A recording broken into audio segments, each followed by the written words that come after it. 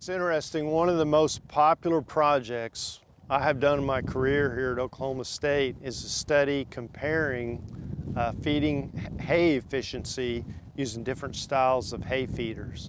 And a lot of the SUNUP viewers would be familiar with that work, but it continues to be a very popular subject. We actually have a new publication on that topic, and you can access that at sunup.okstate.edu. But the quick story on that is that, you know, the most popular feeder in a brief survey we did continues to be the lightweight, kind of minimal structure hay feeders that do not have a solid bottom or any kind of a basket structure.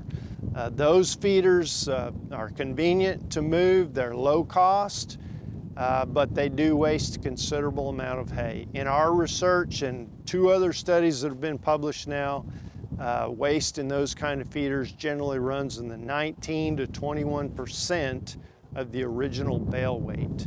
And that's if the cows are provided ad lib hay and they pull that hay out and drop it on the ground and they wind up standing on it. And once they've stand on it, you know, laid down on it, maybe urinated on it and so on, they don't consume it unless they just have to.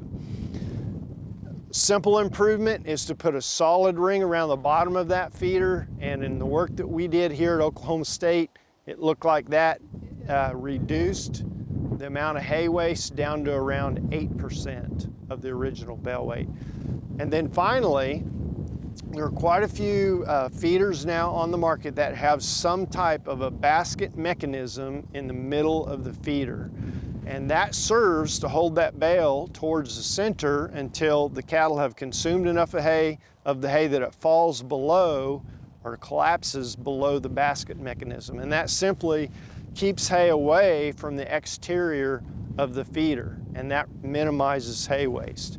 The combination of the solid sheet or ring around the bottom, you know, the first 18 inches or so, and the basket together in the work that we've done results in somewhere in the neighborhood of 5 to 6% waste in terms of the original bale weight.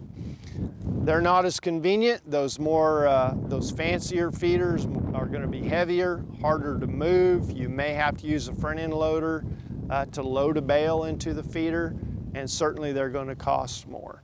So you just have to visit with your dealer and consider those different aspects before you purchase a feeder.